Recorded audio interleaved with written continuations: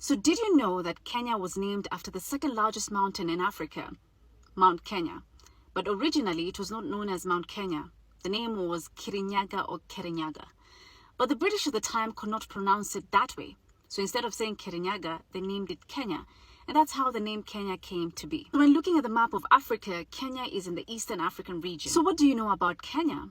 Well, in this new series, Get to Know Your Country in Africa, I'll be breaking down facts about countries and the continent and what you should know about, from the political history to some of the social issues that are there at the moment. My name is Fatia Mohamed Noor. I'm a journalist. I'm passionate about Africa. Let's talk about it. So let's talk about some important timelines in Kenya's history. So in 1895, the British government established the East African Protectorate. In 1920, Kenya was made a crown colony and a British governor. But locals resisted this particular governance, and there were political associations now coming up, like Young Kikuyu Association, Young Kavirondo Associations, that was being led by people like Harry Thuku, who was eventually sent to exile for over 8 years. So fast forward to 1944, and the Kenyan African Union is formed to campaign for independence. That same year, the first African was nominated to the Legislative Council. In 1957, the number increased for Africans represented at LegCo from 1 to 8. At this particular time, you had people like Tom Mboya, Daniel Arap Moi, Ronald Ngala, Oginga Odinga, among others. Now, there was a new revolt or uprising coming up, the Mau Mau uprising, and they had grievances over issues like land alienation, racial discriminations, or unequal opportunities for education for Africans.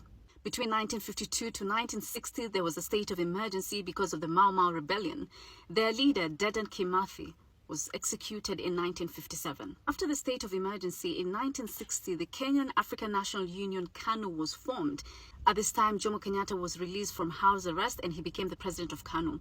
But there were some issues among the leaders, and so some leaders came up and started the Kenya African Democratic Union KADU in 1960. In 1963, Kenya gains independence and Jomo Kenyatta becomes the prime minister. In 1964, Kenya officially becomes a republic on June 1st. And Jomo Kenyatta officially becomes the country's first president, and Oginga Odinga becoming his vice president. So Jomo Kenyatta was in power up until 1978, where he died in office. He was succeeded by Daniel Arap Moi, who was then the vice president. In 1982, a one-party state was declared by the National Assembly. Opposition leaders did not agree with this, and a lot of them were actually arrested and tortured. But in 1991, that was lifted and a multi-party system was allowed. But then in the consecutive elections, 92, 97, Moi still was the president. He ruled for 24 years. Now in 2002, there was change of power. Mwai Kibaki became the president under the National Rainbow Coalition, NAC. He won by a landslide victory. But then in 2007, the worst political election violence happened in Kenya. More than 1,500 people were killed. To deal with that situation, a grand coalition was formed where Mwai Kibaki was the president and Raila Odinga was the prime minister. In 2010, under President Mwai Kibaki, a new constitution was promulgated. In this new constitution, there was a devolved system of governance. That is why now we have 47 counties where we have a governor, senator, women representatives, MPs, and MCAs. So fast forward in 2013, Uhuru Kenyatta becomes president. He's the son of the first founding father, Jomo Kenyatta, and William Ruto, his deputy. They ruled for 10 years. In 2022, another election is held.